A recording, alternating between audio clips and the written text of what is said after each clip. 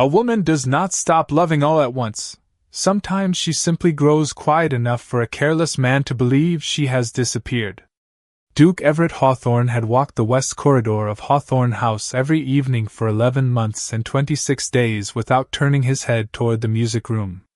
He knew the door by its brass handle, tarnished at the edges from years of salt air drifting in from Grey Harbor. He knew the cracked marble threshold, the long velvet curtains, the covered piano that had belonged to his grandmother, and the portrait of some forgotten Hawthorne bride staring down with pale, accusing eyes. He knew all of it, and still he passed it as one passes a closed tomb, respectfully, coldly, and without desire to enter. That night, rain beat against the tall windows in silver lines, and the Atlantic wind pushed against the stone walls as if the sea itself wished to come inside.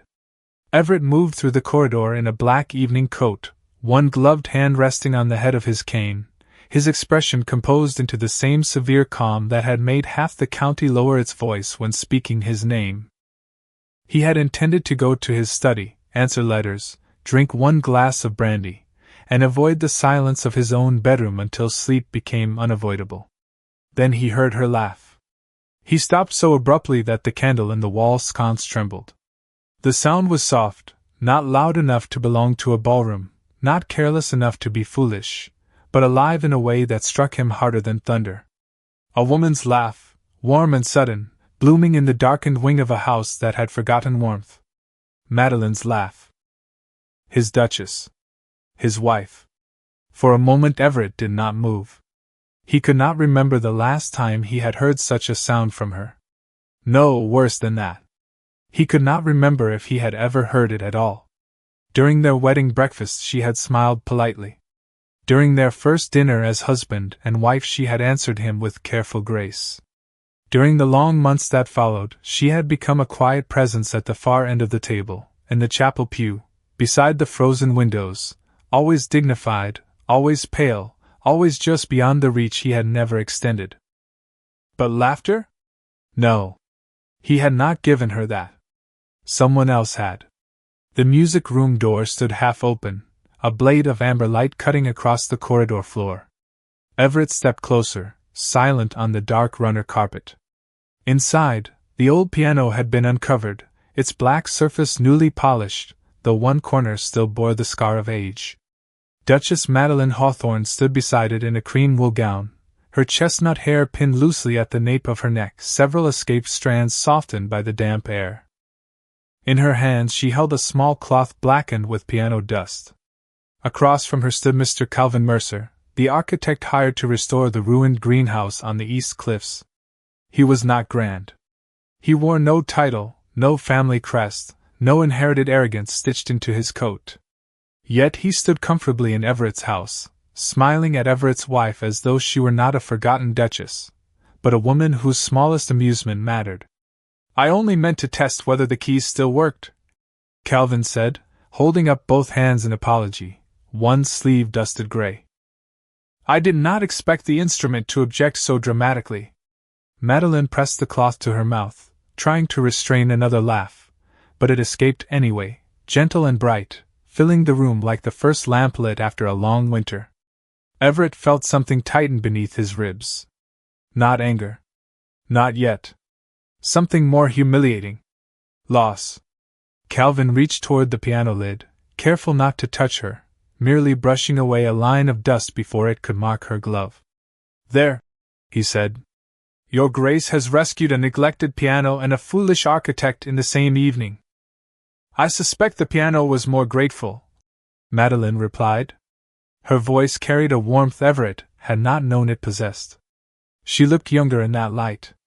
Not in years, but in spirit, as if some invisible weight had briefly lifted from her shoulders. Everett remembered, with a discomfort sharp enough to feel physical, that she was only 24. He had made her mistress of a house that mourned before she ever entered it. He had given her rooms, servants, jewels, a name carved into society's highest doors. He had not given her companionship. He had not given her tenderness. He had not even given her the courtesy of being seen. Calvin turned slightly, and the movement revealed the open sketchbook on the piano bench. It showed the greenhouse as it might become, glass restored, iron ribs repaired, winter flowers protected from the salt wind. Beside the drawing were notes in Madeline's handwriting. Everett knew that hand. He had seen it on household accounts, invitation replies, charitable ledgers, letters he had allowed his secretary to answer. He had never wondered what dreams it might write down when no one was watching. Madeline bent over the sketchbook, her shoulder nearly touching Calvin's as she pointed to a line of glass along the roof. If the eastern panes are angled this way, the morning sun would reach the camellias before the wind rises from the harbor. Exactly, Calvin said, and the approval in his voice was simple, honest, devastating. You saw the solution before I did. Madeline looked up at him, startled by the compliment, and smiled. Not the trained smile of a duchess receiving guests. Not the still, perfect curve she wore at Everett's table. A real smile. Everett's fingers tightened around the silver head of his cane. The small sound made both of them turn. Madeline's smile faded at once, not from guilt, but from habit, as though some curtain had fallen behind her eyes. Calvin straightened, respectful but unafraid. Everett stepped into the doorway, the candlelight catching the hard line of his face. For a moment, no one spoke. Rain slid down the windows. The sea breathed against the cliffs 200 feet below. In that suspended silence, Everett understood that he had not interrupted an impropriety. He had interrupted a life continuing without him. His gaze moved from Calvin to the sketchbook, then finally to his wife. Madeline, he said, and her name sounded unfamiliar in his mouth, too intimate for a man who had spent a year avoiding it. She lowered the dusty cloth in her hands. Your Grace. The title struck colder than any accusation. Calvin bowed. I apologize if we disturbed you, Duke Hawthorne. Her Grace was reviewing the greenhouse plans with me. Everett did not look at him. He could not. His attention remained fixed on Madeline, on the faint color still lingering in her cheeks, on the laughter that had vanished the instant he appeared. So I heard, he said. Madeline's fingers folded around the cloth, composed, white-knuckled, elegant. Then you heard something rare in this house. The words were quiet. They did not rise. They did not plead. That was why they wounded him. Everett had faced storms that tore ships from the harbor, creditors who smiled like executioners, and family ghosts that kept him awake until dawn. Yet nothing had ever unsettled him like the sight of his Duchess standing in his music room beside another man, no longer waiting to be noticed by him. Outside, thunder rolled over Grey Harbor. Inside, Everett Hawthorne realized that the woman he had ignored for a year had learned how to laugh again, and the sound had not come back for him. The title of Duchess had been placed upon Madeline Hawthorne like a crown carved from ice. 1 year earlier, on a gray October morning, she had stood before the altar of St. Bartholomew's Chapel while rain whispered against the stained glass, and every candle flame leaned as if trying to escape the cold. The chapel overlooked Grey Harbor, where fishing boats rocked beneath a sky the color of pewter, and the Atlantic stretched beyond them, restless and dark. Society had called it a brilliant match. The last daughter of the Whittaker family, graceful, well-bred, and nearly penniless, joined to Everett Hawthorne, one of the wealthiest dukes on the northern coast. The newspapers praised her beauty. The guests praised his generosity. No one praised love, because no one had been foolish enough to believe it was present. Madeline had known the marriage was practical. Her father's estate in Vermont had been sinking beneath old debts, and her mother's health had made every financial worry heavier. Everett needed a duchess to restore calm after the Hawthorne accounts had been dragged through months of public suspicion. She needed security for the people who depended on her family name. A bargain, then. A polished arrangement tied with white ribbon and witnessed by the best families in Maine. Yet as she walked down the aisle, with pearls at her throat and a veil soft as sea mist over her hair, some small, stubborn part of her heart had still hoped. Everett waited at the altar in black morning dress, tall, composed, beautiful in the severe way of winter cliffs. He did not smile when she reached him, but he did look at her. That single look, steady and unreadable, was enough for Madeline to imagine kindness where there was only discipline. When his hand closed over hers for the vows, his glove was warm. She remembered that warmth too long. After the ceremony, Hawthorne House received her without welcome. Its stone walls rose from the cliffs 3 miles north of the harbor, enormous and pale beneath the storm clouds, with narrow windows facing the sea like watchful eyes. The front doors opened into a hall of black walnut, marble, and ancestral portraits, all of them solemn, all of them staring as if measuring the young woman who had dared to enter. Servants bowed. The housekeeper gave instructions. Trunks were carried upstairs.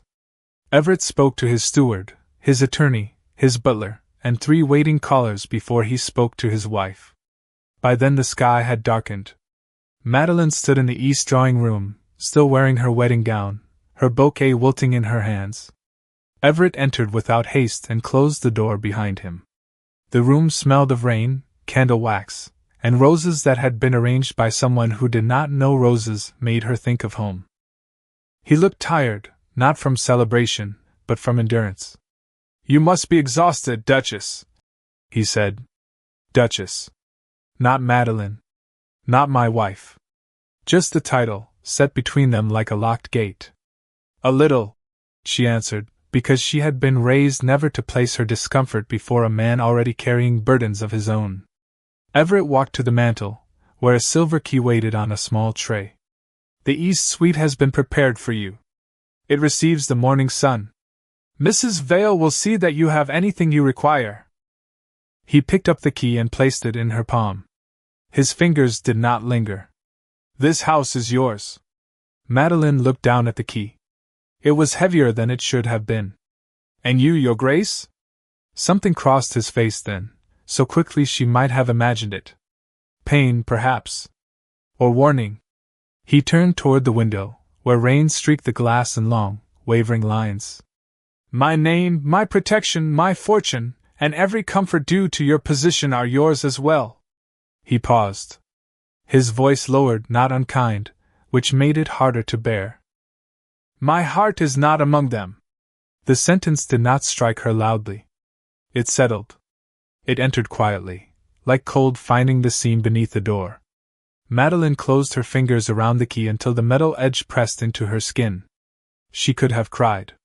She could have asked whether another woman held what he refused her. She could have told him that she had not expected passion, only decency warmed by time. Instead, she lifted her chin and gave him the only thing she owned completely: her dignity. "Then I shall not ask for what has not been offered." Everett looked back at her, and for the first time his composure seemed to falter. Only slightly. Only enough to prove he had heard her. "That would be wise," he said. It was meant as agreement. It sounded like a door closing. That night Madeline was led to the East Suite by a maid who would not meet her eyes. The rooms were beautiful, with blue silk walls, a fireplace large enough to heat a small cottage, and windows facing the first pale line of dawn over the ocean. Her wedding gown was unfastened by careful hands. Her pearls were removed. Her hair was brushed until it fell down her back in quiet waves. When she was finally alone, she placed the silver key on the bedside table and sat beside it in her white night robe, listening to the sea strike the rocks 200 feet below. Somewhere in the western wing, Everett had already withdrawn into whatever private darkness he had chosen over her. Madeline did not hate him. Not then. She told herself sorrow was not the same as cruelty. She told herself a year was long, and hearts had been known to thaw in less time. She told herself patience could become a kind of love if offered gently enough. But Hawthorne House was very large, and hope, she would learn, could grow tired walking its halls alone. The first winter of Madeline's marriage taught her that a house could be full of people and still feel abandoned. Hawthorne House had 43 rooms above the main floor, 3 staircases, 2 libraries, a chapel closed since Everett's mother died, and a ballroom whose chandeliers hung beneath white linen covers like sleeping ghosts. Every morning, the sea sent mist against the windows until the glass blurred, and every evening the wind moved through unseen cracks in the stone with a sound almost like breathing. Madeline learned the rhythms of the place because no one taught her how to belong to it. Breakfast was served at 8 o'clock in the long dining room, where 30 chairs surrounded a table set for two. Everett sometimes appeared, always dressed with perfect care, always carrying letters or estate papers, always speaking with the measured courtesy one gives a respected guest. "Good morning, Duchess. I trust you slept well. Mrs. Vale will assist you with the household accounts." Then he would drink his coffee, read 3 pages, sign 2 documents, and leave before the toast cooled. On the mornings he did not appear, the footman placed a folded note beside her plate. "His Grace is occupied with business. His Grace has ridden to the harbor. His Grace sends his apologies." After the first month, the apologies became unnecessary. Madeline stopped expecting him. She learned which servants were afraid of silence, and which ones had grown used to it. Mrs. Vale, the housekeeper, moved through the corridors with keys at her waist and worry in her eyes.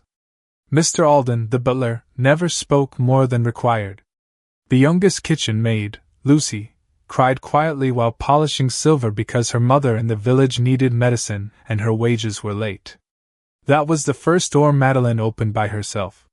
She went to the estate office, requested the payroll ledgers, and discovered that Hawthorne House was wealthy only from a distance. Money moved through it like water beneath frozen ground, present but strangely unreachable, delayed by trustees, old debts, and men who assumed a young duchess would not understand numbers. Madeline understood enough. She wrote to the steward. She adjusted allowances.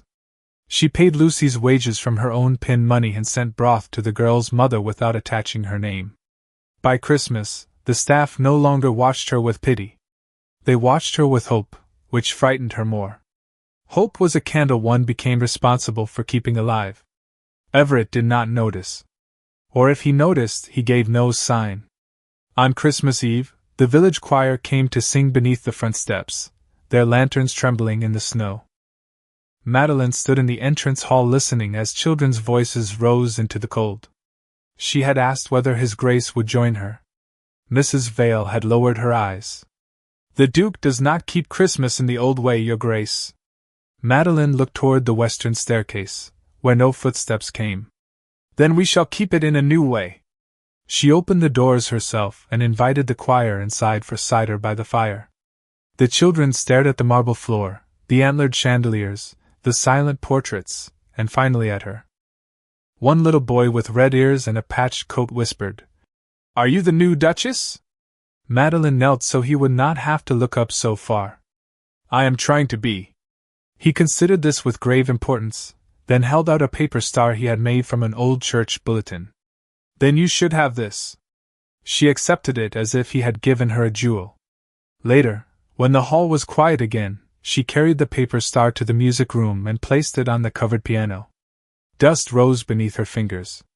In the corner stood a vase of winter roses she had ordered for the house, each pale bloom opening bravely despite the cold. She took one, pressed it between the pages of a book of poems, and wrote a note to Everett in her neat hand. "The greenhouse may still be saved. The morning light there is gentler than anywhere else in the house. Perhaps you would walk with me there tomorrow." She sent the book to his study before midnight. The next afternoon, it was returned to the east suite by a footman who looked deeply uncomfortable. The note remained inside. The rose remained pressed between the pages. The cover had not been opened. Madeline sat by the window for a long while, watching gulls wheel above the gray water nearly 200 feet below. She did not cry. Tears would have made the moment too simple. Instead, she rose, placed the book on her shelf, and rang for Mrs. Vale. "Tomorrow," she said, her voice calm enough to surprise them both. "I would like the keys to the old library, the accounts for the village coal fund, and the name of someone who repairs broken glass." Mrs. Vale blinked. "Broken glass, Your Grace?" Madeline looked toward the east, where beyond the dark lawns and leaning pines, the ruined greenhouse waited with its shattered panes catching the last light like pieces of a fallen sky. "Yes," she said. "If His Grace prefers the house as a monument, he may keep the west wing. I intend to make something live." By January, the people of Grey Harbor had begun to speak of Duchess Madeline Hawthorne in a tone they had never used for the women who came before her. Not with envy. Not with fear. With possession. She was their Duchess now, though Everett did not yet understand what that meant. Each Tuesday and Thursday, when the tide was low and the road down from Hawthorne House was clear enough for the carriage, Madeline travelled 3 miles into the village with a basket of books, a ledger wrapped in blue cloth, and a calmness that made the fishermen's wives straighten their shoulders when she entered the parish hall. The room was plain, with a black stove in the corner, 6 long tables, and windows that rattled whenever the wind came off the harbor. There, beneath the smell of chalk, wool, and sea salt, she taught the children to read from old poems, shipping notices, seed catalogues, and whatever newspapers had not been ruined by damp. She never spoke down to them. She never raised her voice. If a boy stumbled over a word, she waited. If a girl hid her hands because her sleeves were patched, Madeline placed her own gloves beside the ink bottle and taught with bare fingers until no one felt ashamed. In the afternoons, she visited cottages where coal bins had gone low, where widows stretched soup with potatoes, where old men apologized for needing help from a woman whose gown cost more than their roof repairs. Madeline answered every apology the same way. A house is judged by how it shelters those beyond its walls. They did not know she had found the missing money in the estate ledgers. They did not know she had challenged Mr. Bellamy, the steward, with such quiet precision that he left her sitting room pale and obedient. They did not know she had reduced the cost of imported wines for Everett's untouched cellar and sent the savings to the coal fund. They only knew that warmth arrived when she promised it would. At Hawthorne House, the change moved more slowly, like spring beneath snow. The old library opened first. Dust sheets were pulled from chairs. Windows were washed. Books that had not been touched in years were sorted, repaired, and carried downstairs for the village school. Then came the east morning room, where Madeline ordered the heavy drapes removed so sunlight could reach the floorboards. Mrs. Vale wept silently when the room filled with light, pretending it was only the dust that troubled her eyes. Madeline pretended to believe her. Each restored room gave her something the marriage had not. Purpose. Yet purpose was not the same as happiness. At night, when the lamps were lowered and the servants withdrew, loneliness still waited for her in the east suite with patient hands. She would remove her earrings, brush out her hair, and sit by the window overlooking the black water. Somewhere in the west wing, Everett remained awake as well. Sometimes she saw one narrow line of light beneath his study door when she passed. Once she paused, lifted her hand, and nearly knocked. Then she remembered the unopened book with the pressed rose. Her hand fell. She walked on. By February, the greenhouse had become her secret rebellion. It stood half a mile east of the house, beyond the formal gardens and down a gravel path bordered by wind-bent pines. From a distance, it looked like a chapel abandoned after a storm, all iron ribs and broken glass, with wild vines clinging to its frame as if trying to hold it together. Madeline went there wrapped in a dark blue cloak, carrying pruning shears, garden plans, and more determination than expertise. The first time she entered, cold air rushed through the shattered panes, smelling of salt, wet earth, and rust. Her boots crunched over glass. Empty clay pots lay overturned. A stone basin at the center had frozen solid. "Well," she whispered to the ruined place, "we are both neglected. Let us see which of us recovers first." She began with small tasks. Broken pots were stacked. Dead vines were cleared. The basin was thawed and scrubbed. She wrote to nurseries in Portland for advice about plants that might survive near the coast. Camellias, one gardener warned, were too delicate for Gray Harbor. The salt wind would ruin them. Madeline read the letter twice, then placed it beside her candle and smiled for the first time that day. Delicate did not mean doomed. It meant protection had to be designed with greater care. One windy afternoon, as she knelt beside a raised bed with soil on her gloves and a smudge on her cheek, a carriage came up the Eastern Service Road. Mrs. Vale had mentioned that an architect was expected, someone young but highly recommended, someone who understood glass structures and coastal weather. Madeline stood, brushing dirt from her skirt as a man stepped down from the carriage with a leather case under one arm and rein on his shoulders.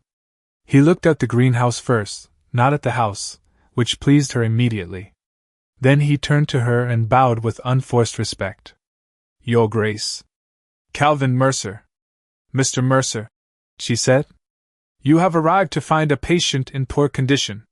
He studied the broken panes, the leaning ironwork, the stubborn vines, and finally the small row of clean pots she had arranged along the wall. "Not poor," he said. "Unfinished." Madeline looked at him then, truly looked, because it had been a long time since someone had answered one of her hopes without burying it. "You believe it can be saved?" Calvin opened his case and withdrew a measuring tape, a pencil, and a folded sheet of paper. "I believe most things can, if someone has the patience to learn why they failed." The wind moved through the broken greenhouse, lifting the edge of Madeline's cloak. For reasons she did not examine, her breathing felt easier. Not joyous. Not free. Not yet. But easier. And from the western windows of Hawthorne House, too far away to hear a single word, a figure stood in shadow and watched the blue cloak beside the broken glass. Calvin Mercer did not treat Hawthorne House as if it were haunted, and that alone made him unusual. Most visitors entered through the front doors with lowered voices, glanced toward the covered portraits, and allowed the silence of the place to decide their behavior for them. Calvin arrived each morning by the Eastern Service Road with rolled plans beneath one arm, a measuring case in his hand, and sea wind in his brown hair, greeting the footmen, the gardeners, and the kitchen boys with the same easy courtesy he gave the Duchess. He was not careless with respect. He simply did not confuse respect with fear. Madeline noticed this before she meant to. She noticed that he asked the oldest gardener, Mr. Pike, where the frost gathered first instead of pretending a drawing from his office could know more than a man who had watched the property for 30 years. She noticed that he listened when Mrs. Vale warned him which corridor ceiling leaked after hard rain. She noticed, most dangerously, that when Madeline spoke, he did not hurry to improve her thought before she had finished offering it. On the third morning of his work, she found him inside the greenhouse with his coat removed, sleeves rolled neatly to his forearms, standing beneath the broken iron ribs while winter light fell through the missing panes in uneven squares. A tape measure stretched across the floor at his feet. Several sketches were pinned to a wooden board weighted by stones. "You are early, Mr. Mercer," she said from the doorway. He looked up and bowed, pencil still behind one ear. "So are you, Your Grace. This is my house. I cannot be early in it. Then I am honored to have been discovered trespassing on schedule." The corner of her mouth moved before she could stop it. Not a laugh. Not yet. But something close enough to remind her face how it worked. Calvin pretended not to notice, which she appreciated more than if he had celebrated it. They spent the morning reviewing his first plan. He proposed reinforced glass along the eastern wall, deeper foundations where the ground softened toward the cliff, and a low interior barrier of stone to break the salt wind when doors opened. Madeline stood beside him, gloved hands folded, studying the lines. "And the camellias?" she asked. Calvin tilted his head. "The camellias are unreasonable." "That was not my question." "No," he said, glancing at her with a smile. "It was not." He turned the drawing and pointed to the south corner, where he had marked a narrow chamber separated by an inner glass partition. "They would need warmth held more consistently than the rest of the structure. Morning sun from here. Protection from the northeastern wind. Extra care in winter. So they cannot survive." "I did not say that. The gardener in Portland did." "The gardener in Portland has never met you." It was a simple sentence. Perhaps even an ordinary one. Yet Madeline felt it land somewhere tender. Not as flattery. As faith. She looked away toward the broken roof, where clouds moved beyond the iron frame like gray ships crossing the sky. "You should not say things you do not mean merely because I am a duchess." Calvin's voice softened. "I say it because you have already restored half the purpose of this house without asking permission from anyone who failed to see it had lost one." Madeline was very still. Praise had always embarrassed her, but this was worse than praise. It was recognition. She had survived months on dignity, and dignity was strong, but it was not warm. To be seen, even briefly, was warmth. Footsteps sounded on the gravel path outside, and one of the younger gardeners arrived carrying a tray with tea that Mrs. Vale had insisted upon sending. The boy tripped slightly at the threshold, caught himself, and looked horrified as one spoon skittered across the tray. "Forgive me, Your Grace." "No harm done, Peter," Madeline said, taking the tray before his hands could shake further. "The greenhouse has endured worse than a spoon." Calvin bent to retrieve it, but as he rose, the back of his sleeve brushed a dusty iron support. A perfect streak of black marked his cuff from elbow to wrist. He looked down at it with solemn disappointment. "I had hoped to appear competent until at least noon." Peter snorted, then clapped a hand over his mouth. Madeline tried to remain composed. She truly did.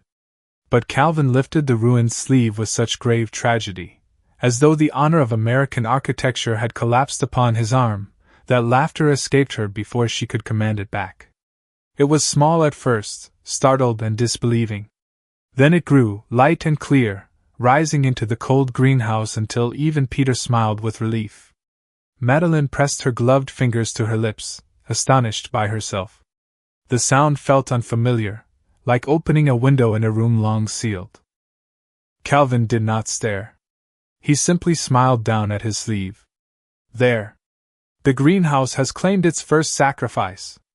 "A noble one," Madeline said, still smiling. "I shall have a plaque made. Please mention that I fell bravely to dust." She laughed again, softer this time, but no less real. It was not the laughter of romance. Not yet. It was not betrayal.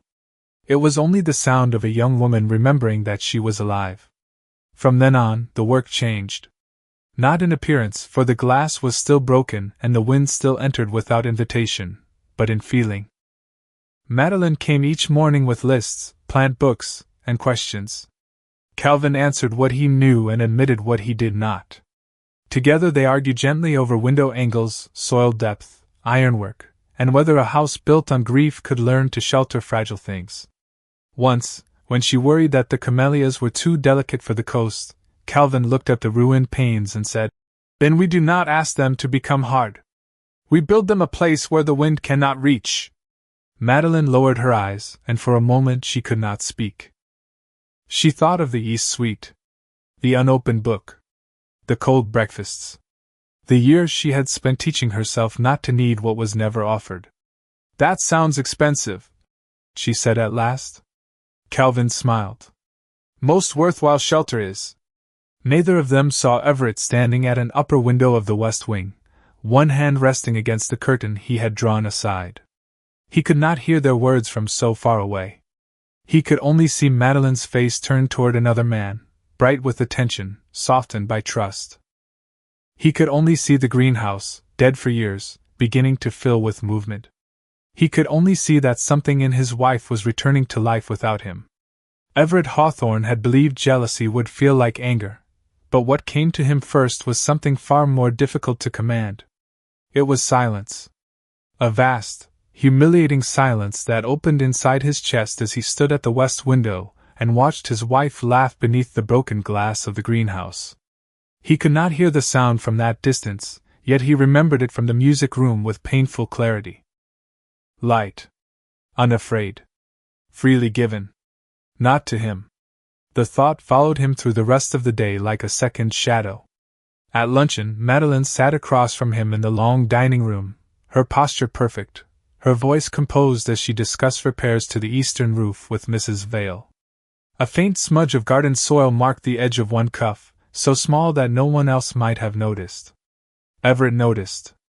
He noticed because it proved she had spent the morning somewhere that did not require him. He noticed because her cheeks still held color from the cold. He noticed because when she looked down at her notes, the corner of her mouth softened, as if some private amusement had survived the walk back from the greenhouse. Everett cut into his food and tasted nothing. "Mr. Mercer appears to be spending a great deal of time on the property," he said. The fork in Madeline's hand paused for less than a second. "The greenhouse requires a great deal of time." It is a minor structure. She looked at him then. Not sharply. That would have been easier. Only to someone who has never needed it. Mrs. Vale lowered her eyes to the tea service.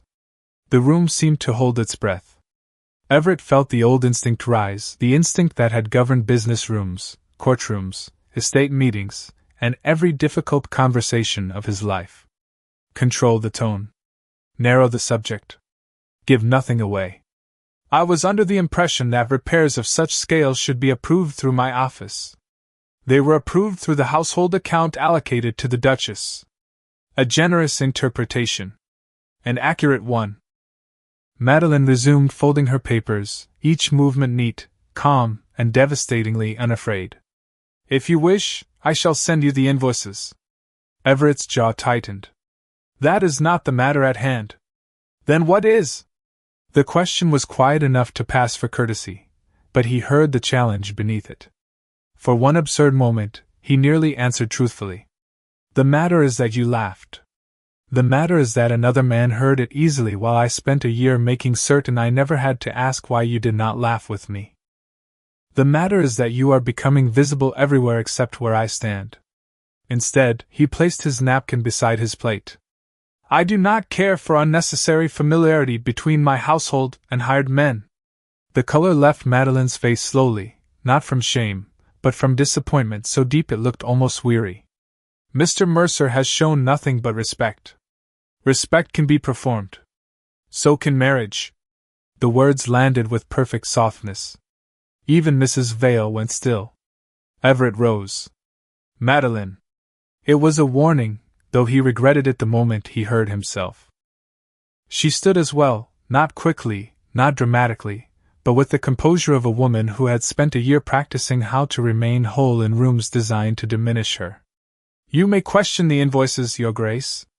You may question the glass, the iron, the labor, the cost of every hinge and pane. But you may not question my dignity merely because another person did what you would not. The dining room fire crackled. Outside, gulls cried over Grey Harbor. Everett's voice lowered. And what, precisely, has he done? Madeline gathered her papers against her chest. He listened. Such a small word. It should not have struck him as it did. Yet Everett felt it move through him like cold water under a door. He watched her walk from the dining room, her cream skirt whispering over the dark floor, Mrs. Vale following after a moment with the loyalty of someone who had already chosen her Duchess in every way that mattered. That afternoon, Everett went to the greenhouse. He told himself it was to inspect the work. He told himself a duke had every right to examine repairs on his own estate. He told himself many things as he walked the half-mile east through wind-bent pines and damp gravel, but none of them explained why his hand tightened around his cane when he saw Madeline and Calvin standing together beneath the repaired south frame. Calvin was showing her how the new glass would tilt to catch morning sun. Madeline held one edge of the plan while he marked a measurement with a pencil. There was space between them. Proper space. Innocent space. Everett hated that most of all, because it gave his anger nowhere honorable to stand. Mr. Mercer, he called. Calvin turned at once and bowed. Duke Hawthorne. Madeline folded the plan slowly. Your Grace. Again that title. Again the distance. Everett looked at Calvin. You may send the remaining designs to my office. Your presence here will no longer be required beyond final measurements. Calvin's expression changed only slightly, but Madeline stepped forward before he could answer. No. The word was not loud. It did not need to be. Everett looked at her. No? Mr. Mercer was hired to complete the greenhouse under my supervision. This is my estate. And I am its Duchess. The wind moved through the broken panes, lifting loose strands of her hair. Her eyes did not waver. You may command this house, Your Grace. But you no longer command my silence. For the first time in all the months since their wedding, Everett had no answer ready. Calvin looked away, as if granting them privacy inside a place with no walls. Madeline held Everett's gaze, and he saw it then with a clarity that unsettled him more than laughter had. She was not trying to wound him. She was trying to live. And because he had mistaken her quiet for surrender, he had not noticed the moment it became strength. The sea wind passed between them, sharp with salt and coming rain. Everett turned without another word and walked back toward Hawthorne House, each step measured, each breath controlled, while behind him the greenhouse remained standing, fragile, unfinished, and no longer his to neglect. Everett did not return to the greenhouse for 3 days, but the greenhouse followed him everywhere. It stood behind his eyes while he signed estate papers. It waited in the pause before he answered letters. It rose, clear and accusing, whenever he looked out from the west wing and saw the narrow path bending through the pines toward the cliff. He had spent a year perfecting absence, and now absence had become evidence against him. On the 4th morning, he summoned Mr. Bellamy, the steward, to his study. The room was dark despite the hour, paneled in walnut, with shelves of ledgers climbing to the ceiling and a fire burning low behind an iron grate. Everett sat behind his desk while Bellamy stood before him, twisting his hat between nervous fingers. "The household accounts for the past year," Everett said. "All of them." Bellamy blinked. "Of course, Your Grace. May I ask whether there is a particular concern?" Everett lifted his eyes. Bellamy stopped speaking. By noon, the ledgers lay open across the desk in heavy stacks. Everett expected to find extravagance. He expected floral bills, dressmakers, decorative indulgences, some careless proof that the greenhouse had been a whim dressed in charity. Instead, he found discipline. Madeline's hand appeared in the margins, small and precise, correcting sums, redirecting funds, questioning delays. The imported wines for the West Cellar had been reduced by half. The savings had gone to the village coal fund. A postponed redecoration of the south guest rooms had paid for roof repairs at the parish school. The allowance for formal dinners Everett rarely attended, had purchased medicine, blankets, and flour during the January storms. Everett turned page after page, and with each one the rooms seemed to grow colder. Not because she had hidden anything shameful, but because she had hidden goodness where he had never thought to look. "Why was I not informed?" he asked. Bellamy swallowed. Her Grace submitted the changes properly. "That was not my question." The steward's face colored. "Your Grace had instructed the household to avoid troubling you with domestic matters unless urgent." Domestic matters. Everett looked down at an entry marked in Madeline's hand. Emergency firewood for 8 families east of the Harbor Road, 6 miles from the estate. The ink was slightly blurred at the edge, perhaps by damp from her glove, perhaps by fatigue. He closed the ledger. "Leave me." Bellamy bowed and withdrew so quickly the door nearly struck his heel. Everett remained still for a long time. Then, with a reluctance that felt almost like dread, he opened the narrow drawer where his secretary placed correspondence deemed personal but not urgent. There were invitations, thank-you notes, parish requests, and near the bottom, several letters addressed in Madeline's hand. He had not ignored them deliberately. That was the cruelty of it. He had simply allowed himself not to care. The first letter was dated November. She had written about opening the old library for the village children. The second concerned a widow who needed permission to remain in a cottage after her lease expired. The third asked whether he had any objection to reopening the ballroom in spring for a charitable gathering. At the bottom of that page she had added, "I know the house has its sorrows, but perhaps light is not an insult to memory." Everett read the sentence twice. Then a third time.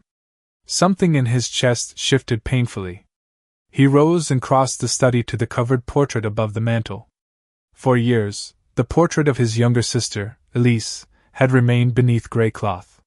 He had ordered it covered after her death, not because he forgot her face, but because he remembered too much. Elise had been 22, bright, impulsive, fond of music rooms and impossible flowers. She had loved the old greenhouse. She had begged him to repair it before the storm season, and he had postponed the work for business in Boston. The accident that took her had not happened because of broken glass or rusted iron. Reason told him that. Grief did not. Grief had made him close the greenhouse, close the ballroom, close the chapel, and finally close himself. Then Madeline had entered the house, young and hopeful, and he had mistaken her presence for another demand placed upon a heart already buried. He had made her pay rent in loneliness for a room his grief occupied. Everett pulled the cloth from the portrait. Elise looked back at him from a field of painted sunlight, one hand holding a white camellia. He gripped the mantle until his knuckles paled. "I thought I was preserving you," he whispered. "I was only preserving my fear." That evening he walked the halls without a candle. Hawthorne House seemed different now, not because it had changed, but because he had begun to see the changes already made. The library door stood open, smelling of paper and lemon oil. A child's slate leaned against a chair. In the morning room, fresh curtains lifted softly in the draught. Near the servants' passage, two maids laughed quietly over a basket of folded linens, then fell silent when they saw him. Not from guilt. From habit. His presence had been a winter in his own home. At the East Suite he stopped. Light shone beneath Madeline's door. He raised his hand. For one moment, he imagined knocking, entering, telling her he had read the ledgers, the letters, the sentence about light and memory. He imagined saying he was sorry. The words felt too small for the damage. His hand lowered. As he turned away, he noticed a book resting on a narrow table outside her sitting room. A book of poems, its cover familiar. He opened it and found a pressed winter rose between the pages, flat and faded, beside a note in Madeline's hand inviting him to walk with her to the greenhouse months before. The book had been returned unopened. Everett stood in the dim corridor holding the dead rose as if it weighed more than any judgment ever passed upon him. At last he understood the worst of it. Madeline had not stopped reaching for him because she was cold. She had stopped because he had taught her that every tender thing she offered would be sent back unread. By the time spring reached Grey Harbor, Hawthorne House no longer looked entirely like a place in mourning.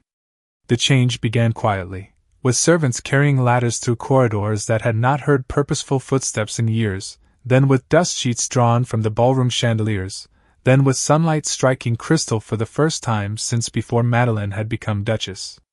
Everett had given the order himself. Open the ballroom. Polish the floors. Send invitations to every family within 50 miles, and to every village household that has ever stood under the protection of Hawthorne Land. Mr. Alden had stared at him as if the sea had come through the front doors. Mrs. Vale had pressed one hand to her heart. No one asked why. The whole house knew why. Madeline knew as well, though Everett did not tell her directly. He sent a formal note to the East Suite in his own hand, requesting her approval for a charitable spring ball to benefit the parish school, the Fisherman's Widows Fund, and the greenhouse restoration. Madeline read the note beside her window while morning fog lifted from the cliffs. His handwriting was stronger than she expected, severe but careful. At the bottom, beneath the practical details, he had written one sentence that held her still for longer than she wished to admit. The house should have learned sooner to honor what you have kept alive. She folded the note and placed it in her desk. She did not answer for 3 hours. When she did, her reply was brief. The charities are worthy. The ballroom may be opened. The night of the ball arrived beneath a sky full of cold stars. Carriages rolled up the long drive with lanterns swinging, wheels crunching over gravel still damp from afternoon rain. Inside, Hawthorne House blazed with light. Candles burned along the staircase.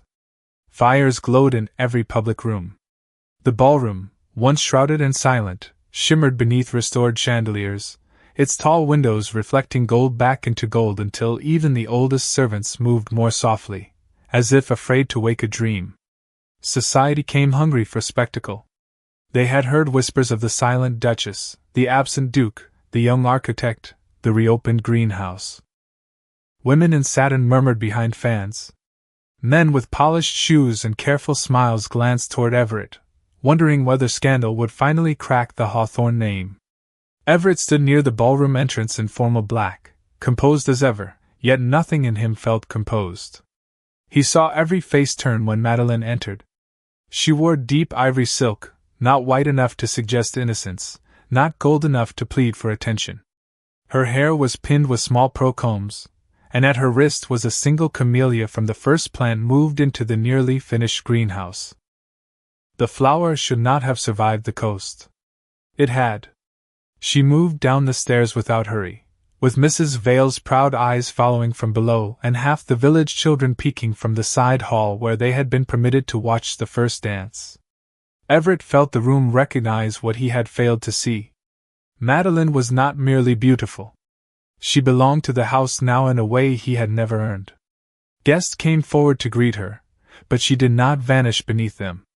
She spoke warmly to the fishermen's wives, kindly to the parish rector, calmly to the ladies who had once pitied her.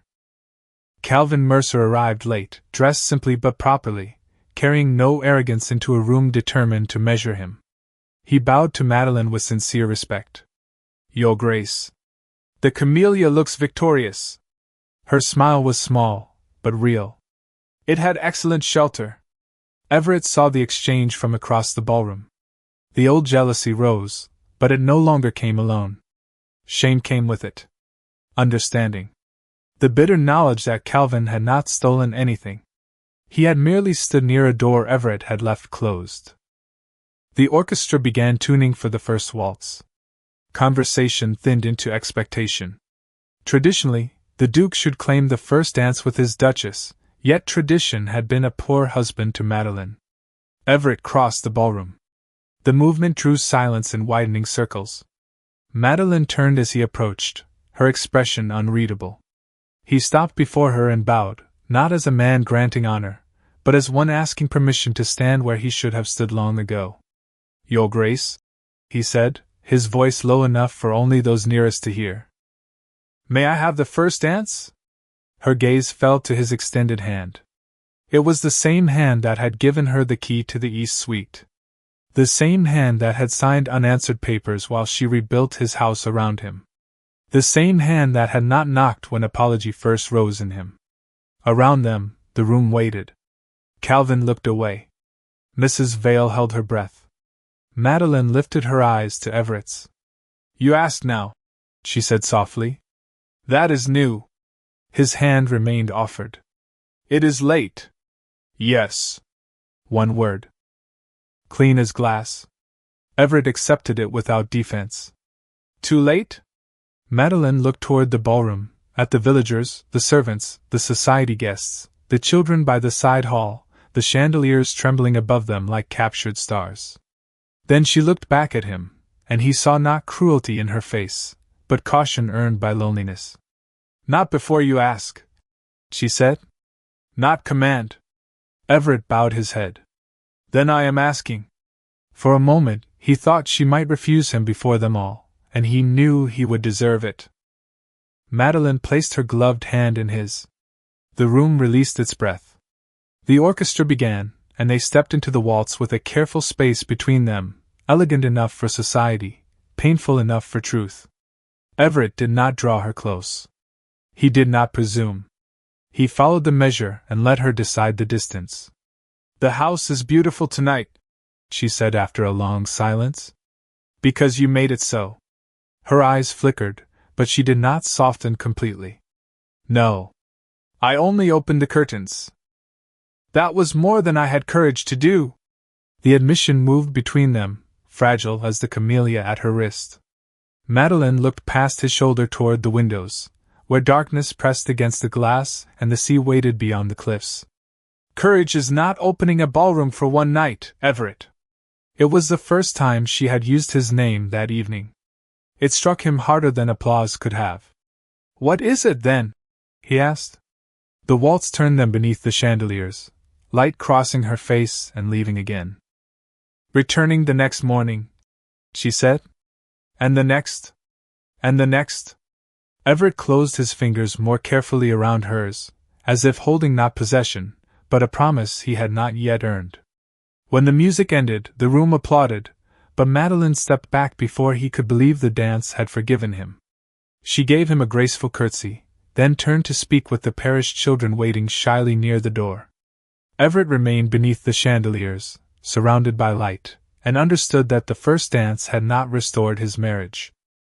It had only shown him the road back, mile by mile, through every morning he had once abandoned. After the waltz, the ball continued as if joy were something Hawthorne House had always known how to hold. Music filled the ballroom. Laughter rose beneath the chandeliers. Children from the parish school were given sugared cakes in the side hall, and fishermen's wives stood beside ladies in silk without lowering their eyes. The house, which had spent years listening only to wind and memory, listened now to footsteps, voices, and the soft turning of lives no longer afraid to enter. Madeline moved through it all with calm grace, accepting thanks, answering questions, making certain the village guests were served before the oldest families could claim the best of everything. Everett watched without intruding. That was new for him, too. Once, he would have mistaken restraint for distance. Now he understood that love, if it was ever to be worthy of the name, must sometimes stand back and learn before it stepped forward. Near midnight, when the final dance ended and the guests began gathering cloaks and gloves, rain started again over Grey Harbor. It came softly at first, then steadily, silvering the windows and blurring the reflection of the chandeliers. Calvin Mercer departed with a bow to Madeline and a respectful nod to Everett. There was no triumph in him, no secret claim, no dramatics for society to feed upon. At the door, he paused just long enough to say, "The eastern panes held through the first rain, Your Grace." Madeline smiled. "Then the camellias have survived their first test. I suspect they are in excellent hands." Everett heard the words and felt no sharpness this time, only a quiet, deserved ache. Calvin had given Madeline what Everett had withheld, belief without ownership. When the last carriage lantern disappeared down the drive, Hawthorne House settled into a silence unlike the old one. This silence was not empty. It was tired, warm, and full. Mrs. Vale directed servants with tears shining openly in her eyes. Mr. Alden supervised the closing of the front doors with unusual softness. Madeline stood at the base of the staircase, one hand resting lightly on the banister, the camellia at her wrist still white against her glove. Everett approached slowly. "Madeline!" She turned. The ballroom light behind her made a pale halo of her gown, but her eyes remained steady and human, not distant, not theatrical, simply tired from carrying too much with too little help. "Yes, Everett?" His name again. Not forgiveness. But not exile. "Will you walk with me to the greenhouse?" Outside, rain tapped along the stone steps and darkened the gravel path. For a moment, she looked toward the windows, where the east grounds vanished into night. "It is nearly 1 o'clock in the morning." "I know. And raining." "Yes." The smallest curve touched her mouth, not quite a smile. "You have developed a poor sense of timing. I am beginning to understand that." She studied him for a long breath. Then she nodded. Mrs. Vale brought cloaks without being asked, as if she had been waiting all year for someone in that house to choose the correct door. The walk to the greenhouse was half a mile through damp pines and sea wind. Everett carried a lantern, its flame trembling behind glass. Madeline walked beside him, not leaning on his arm, though he offered it once without words. When she did not take it, he let his hand fall. The refusal did not humiliate him as it once might have. It instructed him. The greenhouse appeared through the rain like a chapel remade from broken things. New panes glistened along the eastern wall. Iron ribs rose dark and strong against the cloudy sky. Inside, the air smelled of wet earth, clean stone, and living leaves. The camellias stood in their sheltered corner, pale blooms opened beneath the lamplight, impossibly delicate, impossibly alive beside the Atlantic. Madeline stepped inside first. Her expression changed in the warmth, softening with the tenderness she had once tried to offer him. Everett set the lantern on the stone basin. Rain moved over the glass roof in whispering lines. For a while either spoke. Then Everett removed something from inside his coat and held it out. The book of poems. Between its pages lay the pressed winter rose, faded but whole. Madeline looked at it, and all the guarded calm in her face trembled. "Where did you find that?" "Outside your sitting room." His voice was low. "Months too late." She did not take it at first. "I waited for you that morning." "I know." "No, Everett. You know the fact of it. You do not know the shape of it. Her eyes lifted to his. I stood at the window in my walking dress until the frost melted on the glass. I told myself you were delayed. Then occupied. Then uncertain. By noon, I stopped inventing kindness for you. Everett closed his eyes briefly. I am sorry. The words were simple. Bare. There was no dignity in them, and that was why they were finally true. I used grief as a locked door and called it duty. I thought if I did not love you, I could not fail you. I thought if I kept every room cold, nothing more could be lost. He looked toward the camellias. My sister loved this place. I could not save her from what happened, so I punished every living thing that reminded me she had once been happy. Madeline's expression softened, but only with sorrow, not surrender. Your grief was real.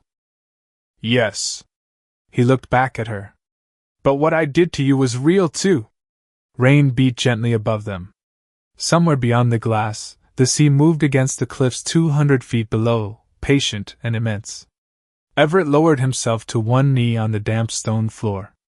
Not as a duke before his Duchess, not as a man performing repentance for an audience, but as someone who had finally put down the pride that had kept his hands empty.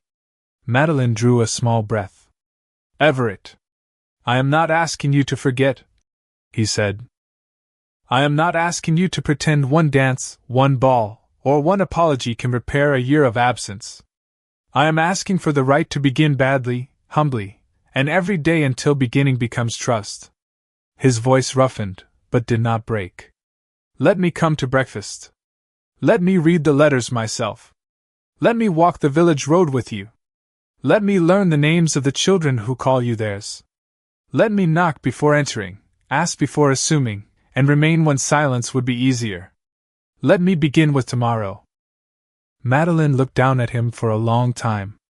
In her face lived the girl who had arrived with hope, the wife who had gone unread, the Duchess who had built warmth from neglect, and the woman who no longer needed to be rescued to be whole.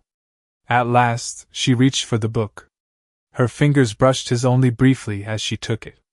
Tomorrow is not forgiveness, she said. No, it is not a promise that my heart will return simply because yours has awakened. I know. She looked toward the camellias, their white petals bright against the dark leaves. But it is a beginning. Everett bowed his head. That is more mercy than I deserve.